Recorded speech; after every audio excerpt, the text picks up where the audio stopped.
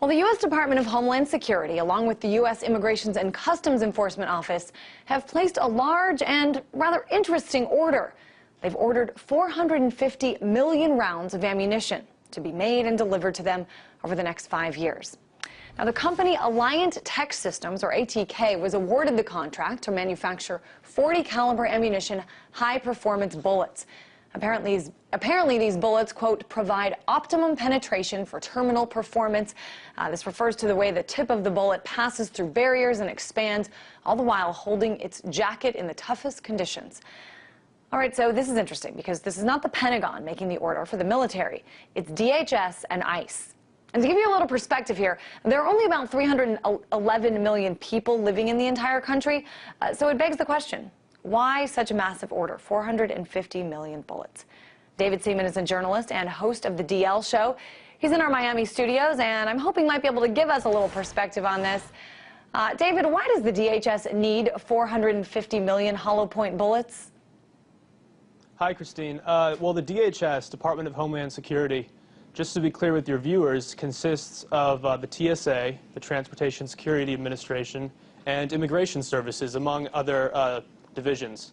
So, exactly, this is not the U.S. military.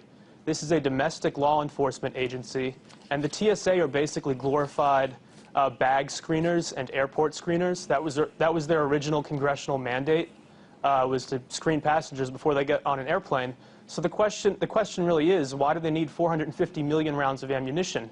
And to be fair, some people online who don't want to believe what's going on have said that this is just going to be used for target practice, or also it could be that the government is simply stockpiling ammunition because they don't want to get into a situation where there's an ammo shortage and our law enforcement officers don't have any ammunition. And those are both fair points, but that kind of ammo that they purchased from ATK, hollow point ammunition, as you had explained, it's designed to, tear through human flesh and then expand. It's designed to kill people. This is not the optimal kind of ammo you would buy for target practice. It's more expensive and it's more precise. I think that's a really interesting point to bring up. And I'm wondering, too, I mean, certainly there are a lot of layers here when we talk about the DHS purchasing this. There's not really been sort of a concrete answer as to why. But I'm wondering if there's not, a larger discussion to be had here. I mean, we're seeing gun sales in the U.S. at an all-time high. We've already seen the DHS begin hiring armed security guards to protect federal buildings. Do you think this is a sign that they're preparing for some sort of mass civil unrest?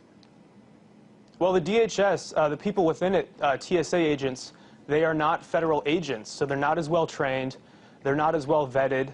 These are the kinds of people who think that grandmothers and little children are a threat to national security when they go through an airport. And to give all of these agents so much firepower, it really does make you wonder if they know something that the American people do not know about. And they have an open bid right now, DHS, for even more ammunition, for 175 million rounds of .223 caliber rifle ammo, which some people online have brought up as almost identical to the ammunition used by NATO peacekeeping forces. So that's very interesting. Are they planning on some kind of widespread economic unrest in the U.S.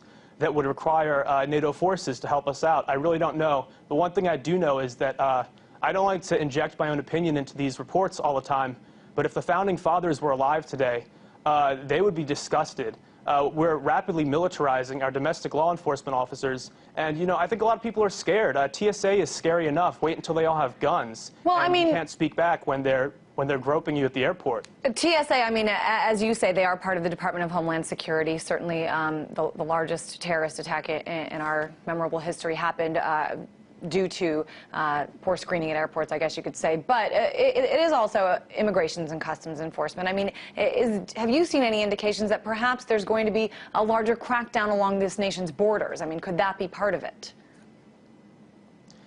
Certainly that's a possibility, although I don't see hundreds of millions of people flooding into America from Mexico or Canada anytime soon. The jobs that were once here are no longer here.